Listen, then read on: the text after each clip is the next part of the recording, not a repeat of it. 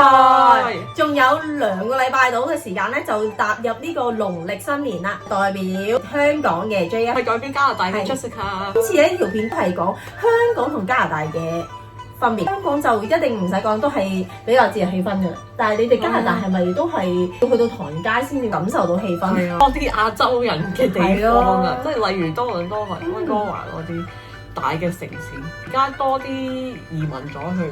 所以就多啲啦，少紅色嘅佈置。香港冇以前咁個氣氛咁好嘅，跟30年前啦，比較上商場會佈置得濃厚少少。年30晚香港呢邊咧就會食團年飯嘅，你哋係咪都係會食團年飯？我哋屋企人就會係要翻工，都係要翻學。我哋都係嘅，只係放早啲，初一、初二、初三咧就一定係紅日，但加係就冇啊，都係要翻工翻學。團年飯多數會食盤菜啊，係一盤咁樣，跟住有好多嘢嘅，喺晒嗰個煲度，大家就會一盤咁喺度食。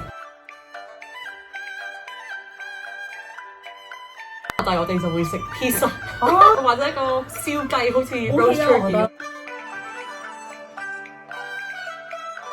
完咧，我就一定會食黑芝麻。而家 Jessica 咧就會試下，好食。我係買嚟串，整咗6粒咁樣咯。通常就整雙數嘅，因為之前 Jessica 就問我香港有冇禁忌，有嘅啦。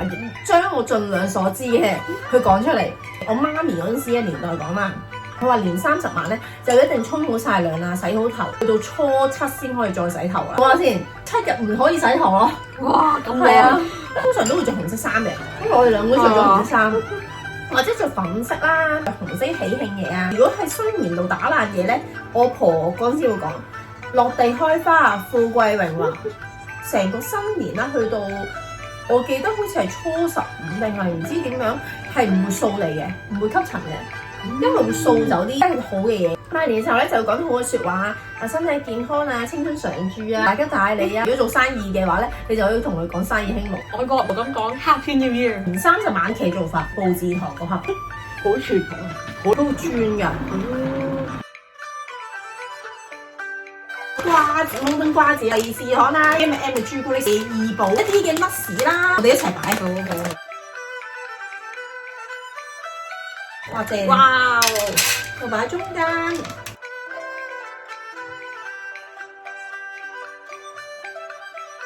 一隻我覺得幾好喎，細細地咁樣包，喺維多以前食，我細個好中意。喺加拿大 Halloween 就會好多糖啊嘛，好多糖食。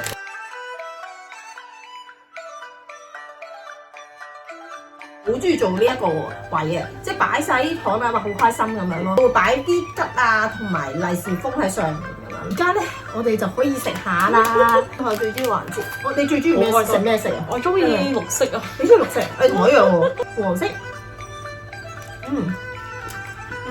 好有呢個童年記憶啊！食糖咧，我係趁新年嗰時係不停食咯。係啊，都係。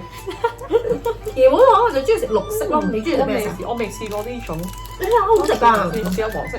黃色香蕉。係啊。係喎，又唔係好甜。我最中意係呢兩隻，綠色同埋仲有黃色啦，同埋紅色。咩嚟㗎？紅色。紅色係raspberry 我記得。哦。係啊。試下呢個。試綠色。都好耐冇食啦。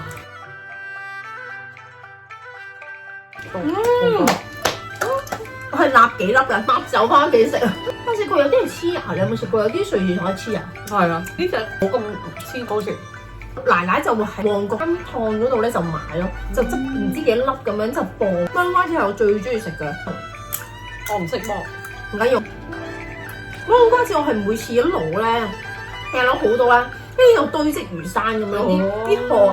但係好熱氣㗎嘛，係啊，唔可以食太多啊嘛。啲教你，如果你用手咧，你試下咁樣就開到㗎啦。你可以食啊，我試下，你試下，幾好食㗎。有少少鹹鹹地咁樣咯。都好少食，我試下。你可以咁樣用手中間，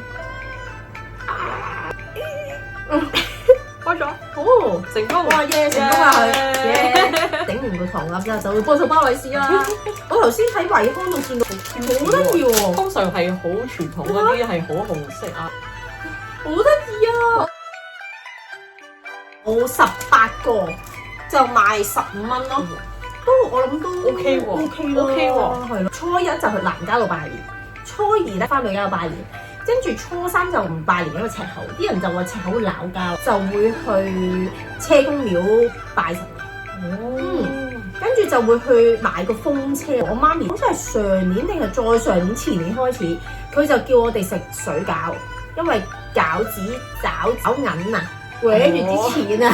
我初初都唔明㗎，我都要叫我老公食水餃。而家明。媽咪就會俾每人3啦。好似肉菜嘅餃。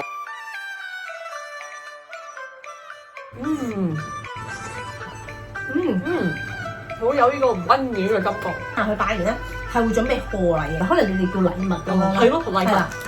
通常會買呢啲盒去拜年。金沙啊！我嘅年代啦，好多人帶金沙去拜年嘅。如果去老人家屋企咧，就係會買麵啦、水果過去，係啦，即係一籃水果咁樣嚟拎過去就做賀禮咁樣咯。加拿大都見過，我未食過㗎。佢咁樣嘅啫喎，兩隻都係同一牌。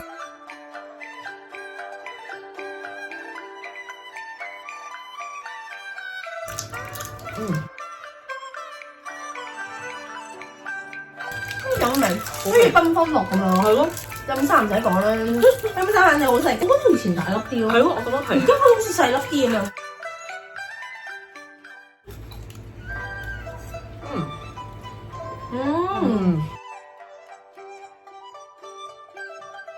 好味。我嚟裝利是封嘅手袋咯。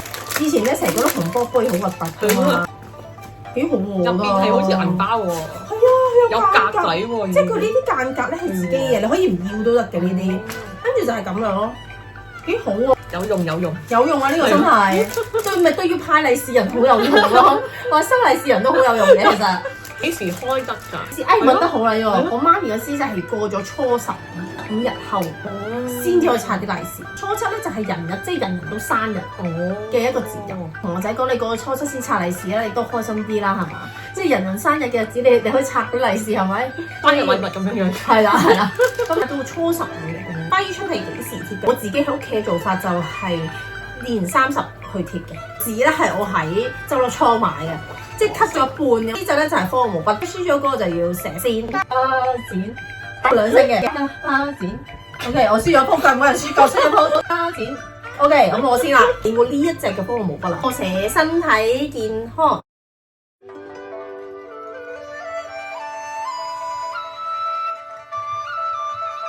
心想事成啦。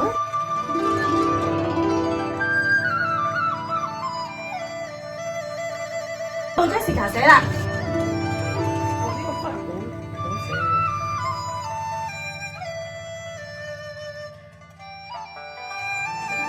我覺得寫得都唔錯啊。你可唔可以打橫先？係。